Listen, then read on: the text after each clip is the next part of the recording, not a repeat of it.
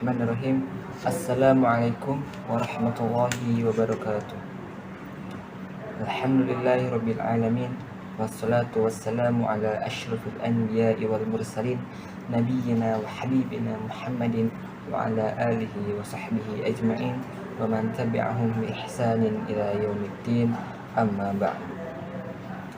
Puji beserta syukur marilah kita panjatkan kehadirat Allah Subhanahu wa taala, Tuhan semesta alam, yang tiada henti-hentinya telah memberikan hidayah dan nikmatnya kepada kita, sehingga kita masih dapat merasakan nikmatnya iman dan Islam. Tak lupa, salawat beserta salam semoga tetap tercurah limpahkan kepada junjungan kita, Nabi besar kita, uswatun hasanah kita, suri tauladan kita, yakni Nabi Muhammad sallallahu alaihi wasallam, yang telah membawa umat manusia keluar dari zaman kegelapan menuju zaman yang terang benderang saat ini. Semoga kita diberikan syafaatnya pada yaumul akhir nanti. Amin. Amin ya Allah ya rabbal alamin. Hadirin yang berbahagia, Allah Subhanahu wa taala berfirman dalam Quran surah Al-Baqarah ayat 153. A'udzu billahi minasyaitonir rajim. Ya ayyuhalladzina amanu ista'inu bis-sabri was-shalah innallaha ma'as-sabirin. Wahai orang-orang yang beriman, mohonlah pertolongan kepada Allah dengan sabar dan salat. Sungguh Allah bersama orang-orang yang sabar. Dalam ayat tersebut Allah menjelaskan bahwa segala bentuk pertolongan yang akan diminta kepada Allah, maka mintalah pertolongan tersebut dengan melakukan sholat, kemudian diiringi dengan sabar. Maka dari itu, dalam agama Islam sendiri terdapat 3 hakikat sabar yang perlu diketahui oleh kita. Yang pertama, sabar dalam ketaatan dan ikhlas, yaitu bersabar dalam melakukan ketaatan kepada Allah. Perlu diketahui bahwa ketaatan itu terasa berat dan menyulitkan bagi seseorang. Berbagai hal menghalangi dan menjadi rintangan bagi setiap mukmin. Terkadang kita merasa malas dan lelah dalam menjalankan ibadah, terasa berat dalam jiwa, sehingga butuh adanya kesabaran dan keikhlasan dalam menjalankan ketaatan. Kemudian sabar yang kedua yaitu sabar dalam meninggalkan larangan.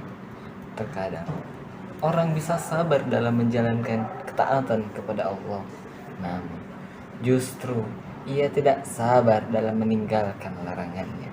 Seperti ia berjudi meskipun dia melakukan sholat, atau dia bergibah dikala ia sedang menjalani ibadah saum. Oleh karena itu, maka kesabaran juga dapat diimplementasikan dalam meninggalkan kemaksiatan dan juga larangan Allah Subhanahu wa taala.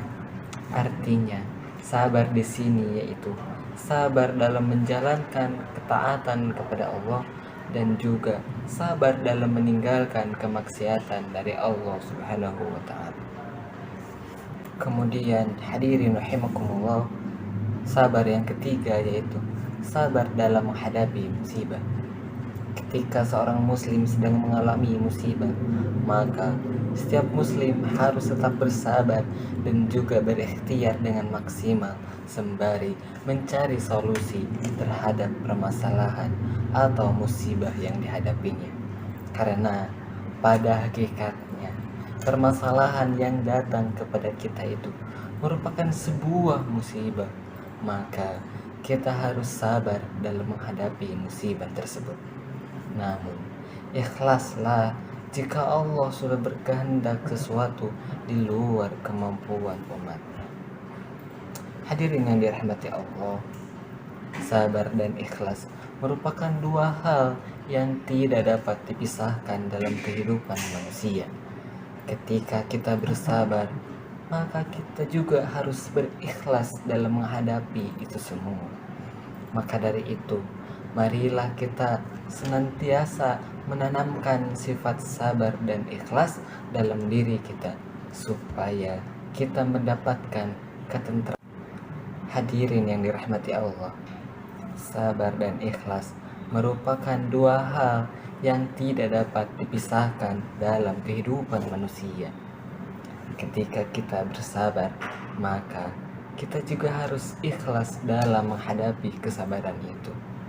Maka dari itu, marilah kita senantiasa menanamkan sifat sabar dan ikhlas dalam diri kita, supaya kita mendapatkan ketenteraman sekaligus pahala dari Allah Subhanahu wa Ta'ala.